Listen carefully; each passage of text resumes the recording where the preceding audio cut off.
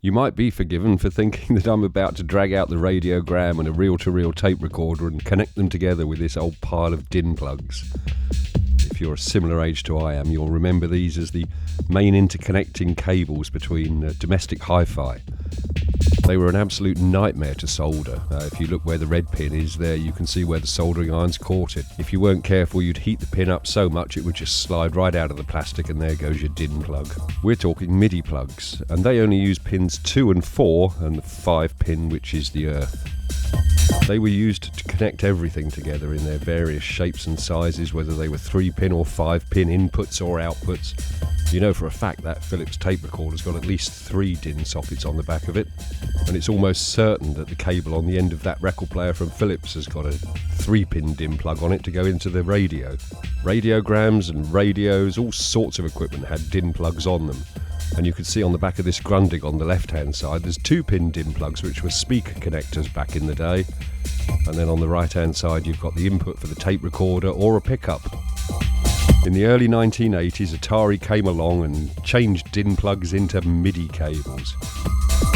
With the launch of the 1040 ST-FM, the Atari came with a MIDI in and a MIDI out and that little dongle socket for your software dongle so you couldn't pirate the software.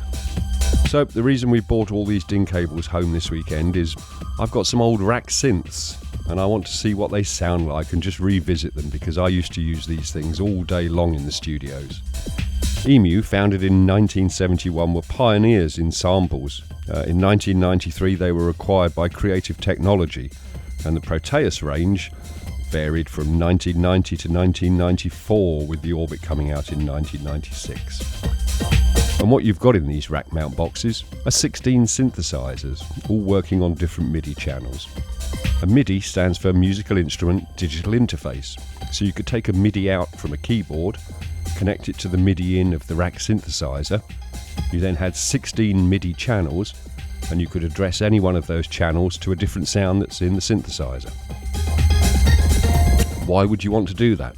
Well, if you want to have 16 synthesizers, that's going to take up an awful lot of space with the 16 keyboards. So it kind of made sense to put 16 synthesizers in one box and then just have one MIDI keyboard to control all of those synthesizers. And that way you could have a rack full of synths and barely take up any space. You'd use something like this MIDI Express MIDI patch bay then to put a MIDI input signal, which you could then send to however many keyboards or rack synths that you had, and they could all be addressed in the software. The MIDI Express, Mark of the Unicorn made sure that it turned into a paperweight by not supporting it with Windows Intel chips, which is a great shame because I'd love to have been able to use this. When I was using this, it was with a sawtooth Apple Mac and the early versions of Cubase. You can daisy chain MIDI equipment together by using the in and the through, so you could go into one and then through onto the next one and so on and so forth. And then the MIDI out would be MIDI signals generated by that particular rack unit to send back to your sequencer software. They also had multiple audio outputs, so we can see on the bottom one there we've got the main left and right stereo, and then you've got a sub 1 and a sub 2. The MIDI orchestral in the middle also has got 6 outputs, but the Proteus FX, which is a bit of a budget box, only has just got a basic stereo pair. These synths haven't been switched on for 25 years, they've been stuck in a cupboard, and I'm due to retire next year, so before I retire something's got to happen with all of these synths, and they're almost certainly going to go to Sam at This Museum Is Not Obsolete. So let's power them up and see how we get on. Are they going to spring into life, or are we going to get nothing at all? Well, we are going to get some life out of them. There goes the Orbit. Here comes the Orchestral, and then finally the Proteus FX.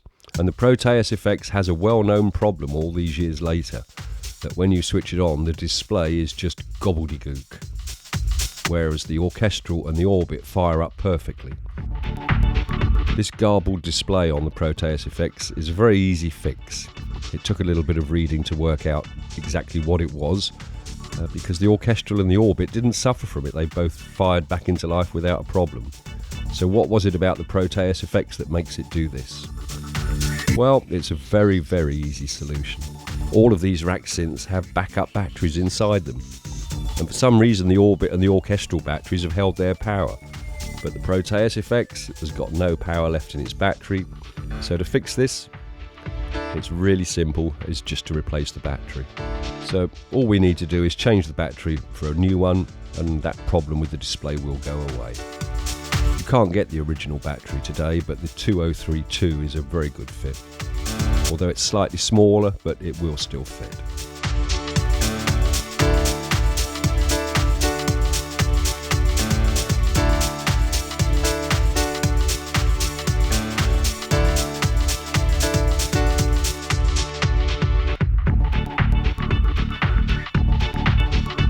There we are, Bob's your uncle, job done. Put the lid back on it.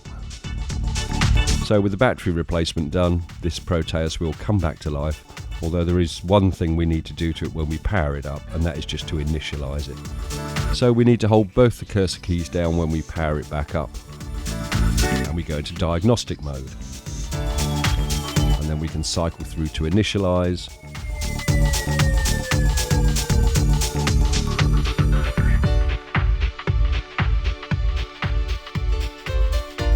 Hit the enter key.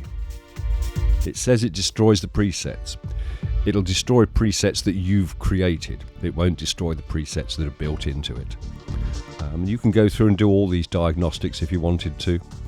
Switch it off, and then when we switch it back on, perfect. There we go. All sorted. So that was an easy fix. But it's odd that the Proteus FX battery's gone flat after all these years, but the Orbit and the Orchestral have still got plenty of life in them, and they're still working as they should. But if you've got a Proteus FX that does that, there you go. You know how to fix it. While I'm here, I'm going to change the battery in the Orbit as well, so this keeps running for a good few years to come, and it's exactly the same process. I'm just going to force the little pin down a little bit so it can grab hold of the battery and hold it firmly in place. There you are, jobs are good. And again, when we boot it up, we're going to hold down the cursor keys, power it up, initialize it, power it down, power up, and you're good to go again.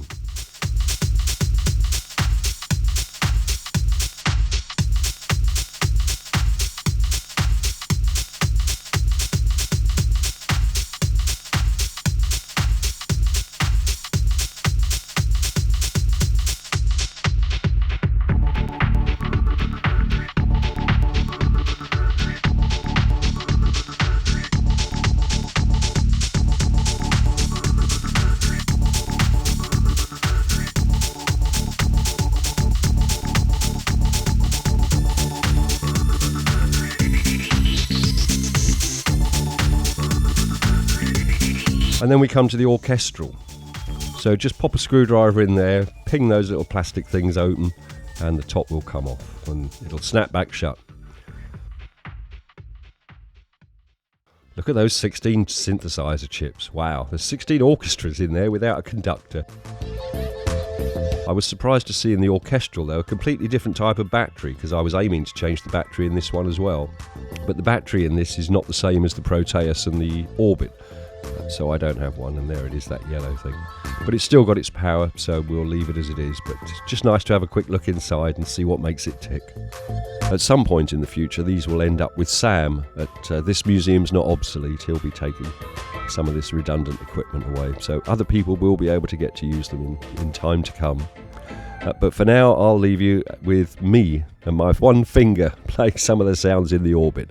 And if you've got a pair of headphones, pop them on, because some of the sounds in this box are just wonderful.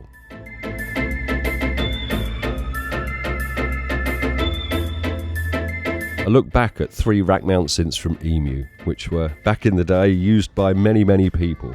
The Orchestral 2 was used in SpongeBob SquarePants. Dennis Brown used the Orchestral in 1981 for Teenage Mutant Ninja Turtles. Howard Goodall used them for Mr. Bean movie tracks, and Mark Swain, I think it is, used them in Sonic the Hedgehog soundtracks for the game. So they were quite remarkable units for their time.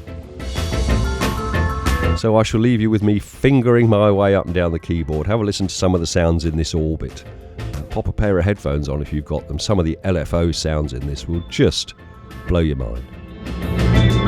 I just wish I'd learnt to play more than chopsticks, but there you go. As always, thanks for watching. We'll see you next time.